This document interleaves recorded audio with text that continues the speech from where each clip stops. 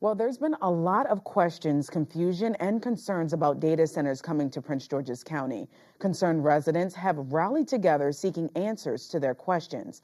A data task force was taken and created by the County Council to do a deeper dive into the impact of data centers in the county. Joining me now in the studio is County Council Vice Chair Krystal Oriadha. Thank you so much for joining us today. Thank you so much for having me. Now let's jump right in. Why are you against data centers? I have a lot of concerns, like the community. I have concerns about the environmental impacts. I have concerns about the costs. And this is not something just for Prince George's County. We see the impacts of data centers going in the region and how much utility costs are going up. So I just feel like there's a lot more regulation and things that need to be talked about. And I'm concerned about the long-term impacts. And so for me, I feel like we should be focusing on, yes, generating revenue, but I'm not sure data centers are the solution to our deficit. Now, in 2021, a bill overrode the county council to fast track data centers coming to Prince George's County. So who makes the final decision? Yeah, so we were shocked along with many residents, because that was before myself, the chair, were elected to the county council, that the past council decided, Councilmember Ivy and Janoga, who were there, passed and voted for this bill that would make data centers go around the county council. Like many know, traditionally, there's parts of the development process that come to us when we sit as district council. So if this bill is not repealed, that would be the state of affairs. It would go through a process with planning, and then it would go directly to permitting, and we would have no say.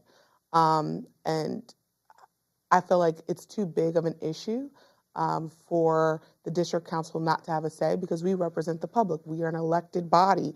There's an opportunity for public comment and hearings when it comes to the council. And so I disagree with that piece of legislation. I think it was damaging. It's why the community is such an uproar right now, is because they feel like they were blindsided by a piece of legislation that was intentionally meant to leave the community out. Yeah, they actually feel that some of the meetings that you've had have been pretty performative. They've shown sort of some marketing that shows data centers are coming to the county, whether they like it or not. Yeah, and I think that's sad, because past leadership moved in a direction to say that to the community. You know, I come from advocacy, and so I can't say that the advocates are wrong for feeling how they do. Some legislation was passed in the night, really, right, without the community being aware of what it meant and what it would do. And then you had companies giving money to politicians for their campaigns, and then you see a data center coming into someone's residential community. Any resident is going to feel like there was an intentionality to do it. Now, the task force, you know, and this is where it gets confusing, I think, for residents. They're assuming we did the task force to be performative because we knew the data center was coming. But that's actually the opposite. The reality for us is that when they came to us about data centers, we said, we have to take a step back. We have to have a task force. The chair said we have to bring all the stakeholders to the table. We have to understand what are the benefits, what are the things that could be detrimental, so we can have an honest conversation before anything's done. But none of us knew that past council members had already been working in the dark on bringing a data center. And so that's what has caused the confusion now. And so we're trying to still do what we promised, which is have dialogue that includes community members, industry, labor unions, environmentalists, and let them bring a report back to the council. And so I look forward to what those recommendations are. All right, so are data centers the only way that Prince George's County can generate money? I know that we're about to lose the Commander Stadium. We just lost Six Flags yesterday. So what are some other ways that the county council is considering? Yeah, I think it's definitely not the only way, right? When we look at the biggest revenue generator when it comes to taxes, it's National Harbor, creating destinations, entertainment that actually align with what residents want to see.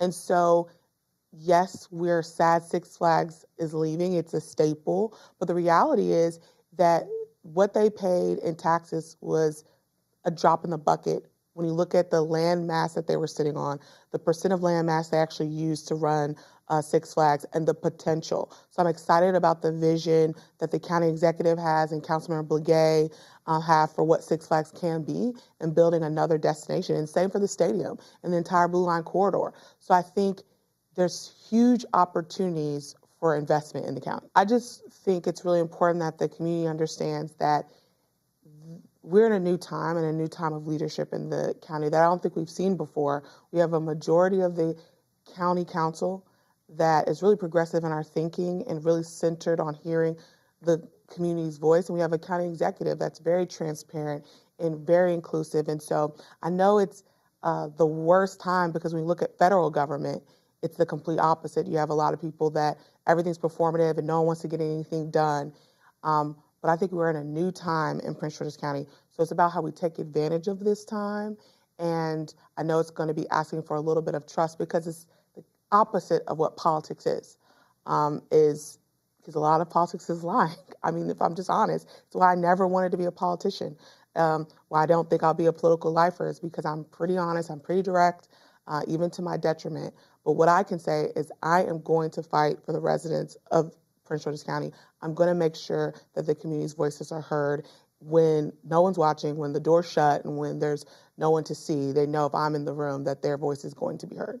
Well, thank you so much for joining us today, Vice Chair Krystal Oriadha. It has been a pleasure, and I know that the policy recommendations have to get over to the County Council by November 30th. Thank you so much. We'll continue to follow the story on data centers here in Prince George's County.